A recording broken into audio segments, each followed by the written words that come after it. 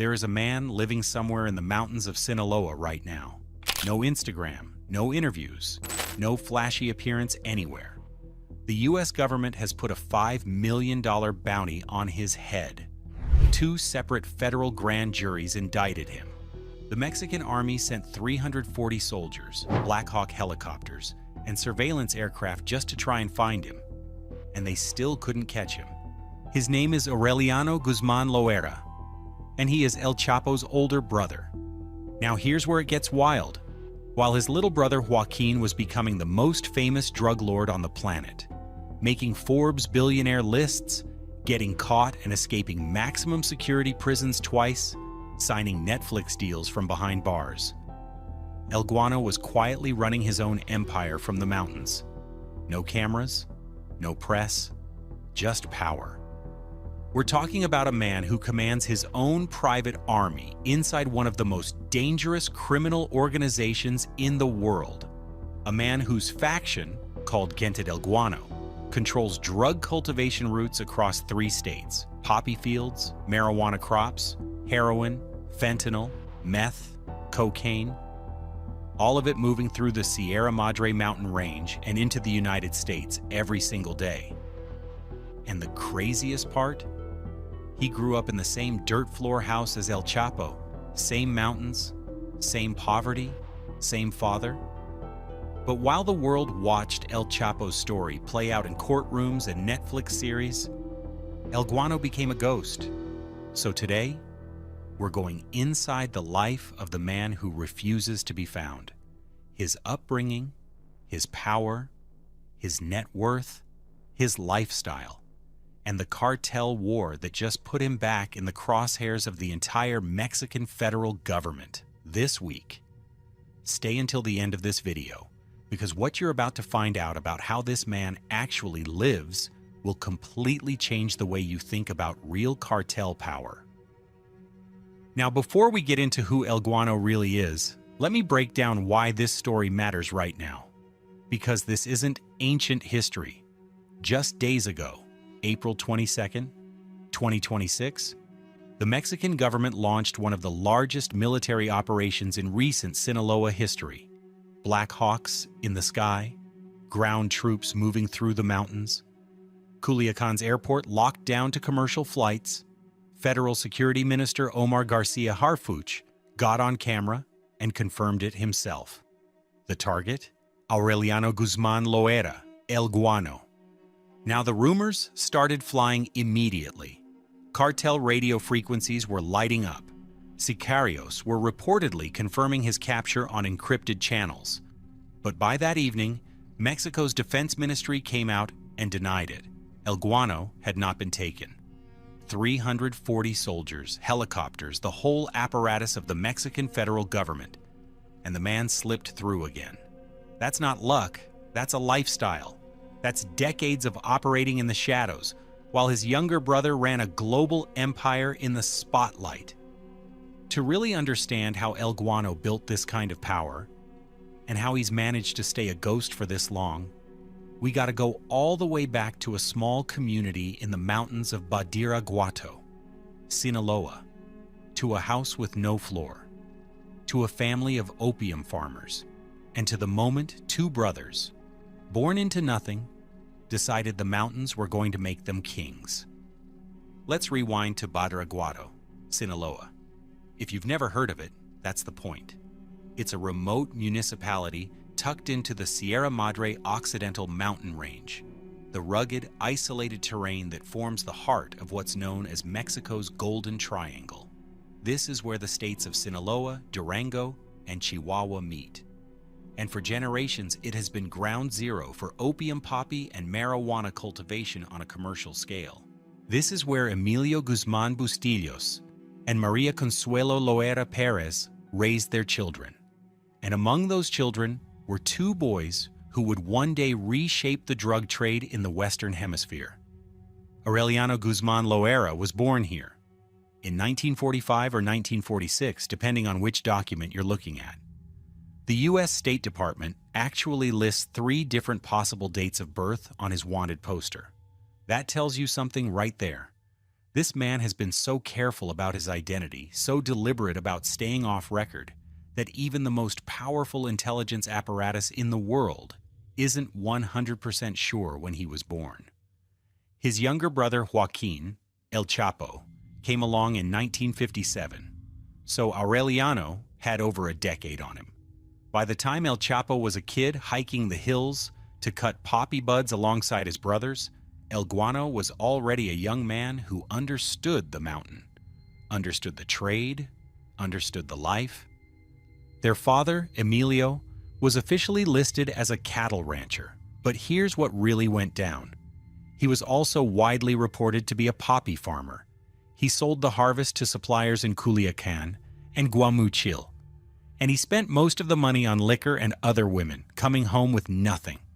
Growing up in that environment does one of two things to you. It breaks you, or it makes you obsessed with never being that man. And both of these brothers chose obsession. El Chapo famously got kicked out of the house as a teenager, went to live with his grandfather, and started his own marijuana plantation at 15. He swore to his father he'd become the most powerful drug lord who ever lived. El Guano took a different path. Older, quieter, more calculated. He watched, he learned the terrain. He understood that the mountains were not just home, they were protection. They were power. And while El Chapo went on to become the most globally recognized criminal of his generation, El Guano planted his roots so deep in those mountains that no army has been able to dig him out yet. That difference in strategy, that's the whole story. El Chapo chased the spotlight and it eventually swallowed him. El Guano chose the shadow. And in the shadow, he's been running things for decades. Now here's where it gets crazy. Because for decades, Aureliano Guzmán Loera barely showed up on anyone's radar, while the DEA was building cases against El Chapo, while the Mexican military was hunting Joaquin through the mountains and sewers of Culiacan, while the world was watching. El Guano was right there, managing the family's piece of the empire from the same mountains they grew up in. His involvement in the Sinaloa cartel traces back to the 1980s. Right around the time El Chapo was rising through the ranks as a logistics chief. The entire Guzman family was in the game by then. This was a family business, and El Guano was part of it from the beginning. But here's what really set El Guano apart from his brother. While El Chapo built an international empire that stretched to Russia, Argentina, the Philippines, and beyond, El Guano stayed local. He didn't need the global stage. He controlled something more fundamental, the source. The Sierra Madre Mountains in the Golden Triangle are where the drugs begin their life. Poppy plants growing in remote fields, guarded by armed men loyal to the family. Marijuana crops stretching across terrain so difficult that law enforcement can barely reach it. This is the agricultural foundation of the Sinaloa cartel's drug supply, and El Guano made himself the king of that foundation. According to the U.S. State Department's own indictment, his organization, Gente del Guano, is responsible for growing, cultivating, producing, manufacturing, and transporting poppy, marijuana, heroin, fentanyl, methamphetamine, and cocaine on behalf of the Sinaloa cartel. That's not one drug. That's the entire menu. And his routes? They run from Sinaloa through Sonora and directly into the United States.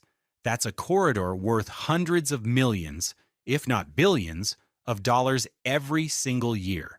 Now fast forward to 2001. El Chapo has just made his legendary escape from Puente Grande prison. He's back in the game. And who's standing there waiting to help rebuild? His family, his brothers, including El Guano. The Guzman blood runs thick in those mountains, and when El Chapo returned, the family structure reasserted itself immediately. By this point, the Sinaloa cartel was becoming the dominant force in Mexican organized crime. El Chapo's profile exploded. Forbes included him on their billionaire list. And while all of that was happening, El Guano stayed behind the curtain, never the headline, always the foundation. Then comes 2019. El Chapo goes to trial in Brooklyn, gets convicted on all counts, life in prison plus 30 years, ordered to forfeit over $12.6 billion. The most powerful drug lord in the world gets locked in a box in Colorado. And now the question becomes, who fills the vacuum? That's where things started getting real complicated. This is the part nobody talks about enough, because when El Chapo went down, the assumption was that his sons, Los Chapitos, would just step in and run the whole operation. Ivan Archibaldo, Jesus Alfredo, Ovidio, Joaquin Jr., the princes of the Sinaloa Cartel. But that's not how power works in these mountains. You don't just inherit a throne because of your last name. You have to earn it. And El Guano, the man who had been running the production side of this empire since before Los Chapitos were born, was not about to hand anything over. After El Chapo's extradition in January 2017, conflicts intensified between the Chapitos and other Sinaloa cartel leaders. Los Chapitos found themselves at odds with their own uncle, El Guano, over control of the cartel's operations and access to key trafficking routes. For real. The nephews and the uncle were beefing over the same mountain corridors El Guano had been managing for decades. And it wasn't just a business disagreement. These were armed factions. In June 2020, a multi-hour shootout reportedly between these sides erupted outside Culiacan and left 16 people dead. 16 in one afternoon. That's the kind of violence that happens when billions of dollars in territorial control are at stake. But here's what's even more interesting. El Guano's position in this war isn't simple. The Sinaloa cartel by this point has become less a single hierarchy and more a federation of competing factions. You've got Los Chapitos on one side, El Mayo Zambada's faction on another, Rafael Caro Quintero-linked cells, and then there's Gente del Guano, operating in the mountains with its own agenda and its own army. That's some wild stuff when you think about it. The most powerful drug cartel in the world has essentially become a four-way civil war, and El Guano, a man in his late 70s, is still one of the key players, now September 2024. The whole thing blows up. El Mayo Zambada, the co-founder of the Sinaloa cartel, one of the most storied narcos in Mexican history, ends up in U.S. custody. Ovidio had already been extradited. Suddenly, major power centers in the cartel are collapsing one by one. And Culiacan turns into a war zone. More than 80 people dead in the streets, citizens terrified to leave their homes. The entire city essentially held hostage by factional violence. So where is El Guano in all of this? A narco corrido dedicated to him by Los Tucanes de Tijuana gave us a clue. They declared that El Guano, Los Chapitos, and their crew were still standing, still operational, fully backed by El Mayo. So at least as of 2022, El Guano's faction was aligned and active. But in the shadow world of cartel politics, alliances shift fast. And El Guano has survived this long precisely because he doesn't overcommit. He stays in the mountains, he tends to his operations, and he lets the younger generation fight the visible wars while he controls the ground. All right, now let's talk about what everyone watching this video actually wants to know. How does this man live? What is he worth? And what does a billionaire lifestyle look like when you're living in the mountains of Sinaloa as one of the most wanted men in North America? First, the money. There is no publicly verified net worth for Aureliano Guzmán Loera. Unlike El Chapo, who made Forbes magazine and whose $12.6 billion in drug proceeds were cited in federal court, El Guano has never been flashy enough to generate that kind of public profile. He doesn't want a number attached to his name. That's the whole strategy. But let me break it down for you using what we actually know. His operation controls drug cultivation and production across the Golden Triangle. 3 states, massive terrain, poppy fields in the Sierra Madre generating heroin and fentanyl, marijuana crops on a commercial scale, trafficking routes from Sinaloa through Sonora and straight into the United States. The U.S. State Department described his organization as a poly-drug operation, responsible for multiple stages of production and distribution, from the seed in the ground to the delivery across the border. Now consider this. The Sinaloa cartel as a whole is estimated to generate somewhere between $19 billion and $29 billion annually in drug revenue. Gente del Guano is not the whole cartel, but it controls the production infrastructure that feeds everything else. A faction of this scale, operating for this many decades, has almost certainly accumulated wealth in the billions. Hidden across land, property, and networks throughout the mountain region he controls. But here's what's interesting about how he actually lives, because this is where El Guano separates himself completely from the cartel boss image you see everywhere. There are no reports of El Guano living in mansions in Culiacan, no stories of him flying to Miami or partying in Mexico City, no gold-plated anything on social media, no flexing, nothing like what El Chapo's sons were doing, or what El Chapo himself did in his prime. El Guano's lifestyle is the mountain. According to U.S. intelligence, his organization is based out of La Tuna, the same tiny community where the Guzmán family was born. He operates out of the Sierra Madre. His world is the Golden Triangle. The terrain that has protected him for decades is his palace. His people, the farmers, the sicarios, the locals who have known his family for generations, are his security system. This is not a man who needs watches and private jets to feel powerful. His power is territorial. His power is generational. His power is the fact that 340 Mexican soldiers with Black Hawk helicopters couldn't find him this week. That's a different kind of billionaire lifestyle, not the kind you see on YouTube thumbnails, not the kind you see in music videos, but in the world of organized crime, it's arguably the most effective kind, because El Chapo's flashy lifestyle made him targetable. El Guano's ghost lifestyle has kept him free for 80 years.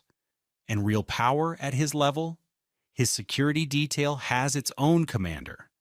In 2024, authorities arrested the man identified as El Guano's personal security chief. His organization has enough structure that when someone at that level gets taken, the whole thing keeps moving without missing a beat. He has a narco corrido dedicated to him by one of the most iconic norteño bands in Mexico. That's cultural legitimacy in the narco world. That's a man whose name carries weight in the streets, even if his face is barely known outside of Sinaloa. And the U.S. government has been trying to get this man since at least 2019.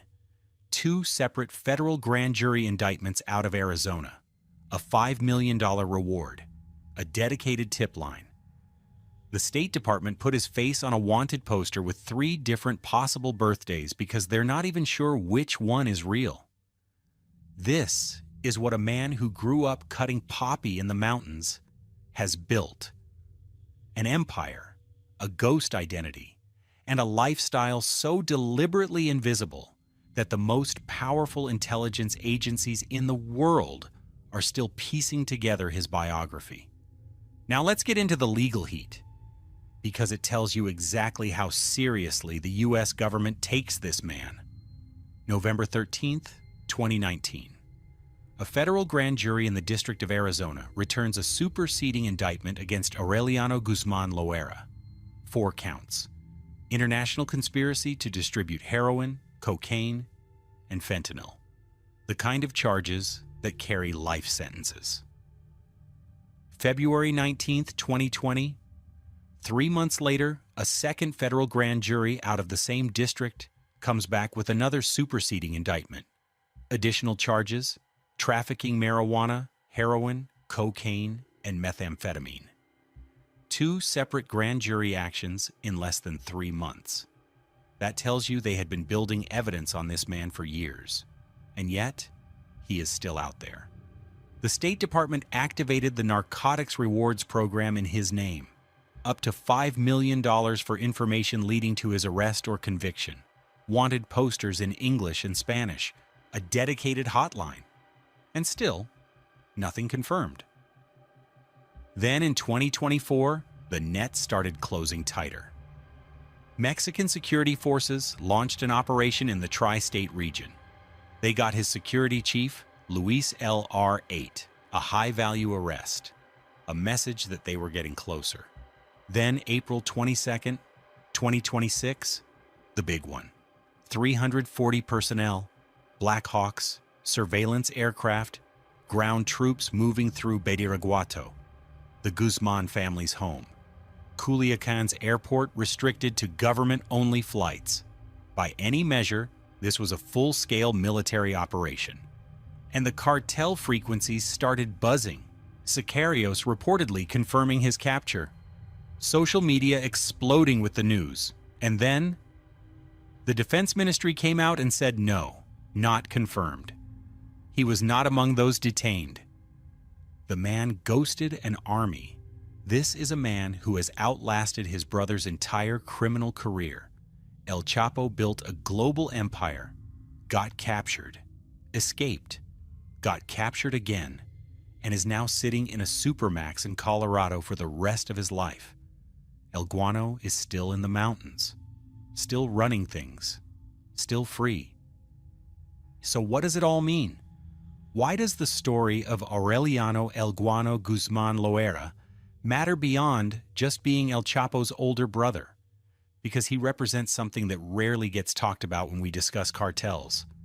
He represents the power of invisibility, the power of roots, the power of staying local, while everyone else chases the global stage. El Chapo's legacy is the stuff of Netflix series and courtroom drama. His story is one of ambition, spectacle, and ultimately capture. He chased every inch of power and paid for it with his freedom. El Guano's legacy is different. He is the last man standing from the original Guzmán family power structure. His brother Arturo was killed in prison in 2004, shot 7 times by a hitman while meeting with his attorney, a Juarez cartel hit in retaliation for a murdered rival. His brother El Chapo is in a box in Colorado. El Mayo is in a New York cell. The Chapitos are fighting each other. And El Guano, he's in the mountains, right now. Probably in the same general terrain where he was born. The Sinaloa cartel has fractured. It no longer functions as a single hierarchy, but as a federation of competing factions. And in that chaos, El Guano's faction remains operational, remains relevant, remains a target. What this man has built is not just a criminal organization. It's a territorial legacy that spans the length of his lifetime. From cutting poppy buds as a young man alongside his brothers, to commanding a multi-state drug trafficking operation that the U.S. government has been unable to dismantle. This is a story about what happens when a man decides that the mountain is his kingdom and acts accordingly for 80 years. Whether the next military operation finds him or not, one thing is certain. Aureliano Guzmán Loera has already made his mark, not in courtrooms, not in headlines, in the soil of those mountains that he has never really left. That's his lifestyle. That's his empire. And that is what actual cartel power looks like when it decides to stay hidden. All right, that's the full story of Aureliano El Guano Guzmán Loera. El Chapo's older brother, one of the last ghosts of the original Sinaloa cartel, and arguably the most effective fugitive in the history of Mexican organized crime. If this video hit different for you, drop a comment below. Tell me what shocked you the most. Was it the fact that 340 soldiers couldn't find him? The 2 separate federal indictments? Or the fact that this man has been living in the same mountains where he was born for his entire life, and nobody can touch him? If you want more deep dives like this, full breakdowns on the real stories behind the cartel world, make sure you subscribe, hit the bell, and check out the next video, because we're going even deeper into the Guzmán family story. And trust me, there are chapters that haven't made it to Netflix yet. I'll see you in the next one.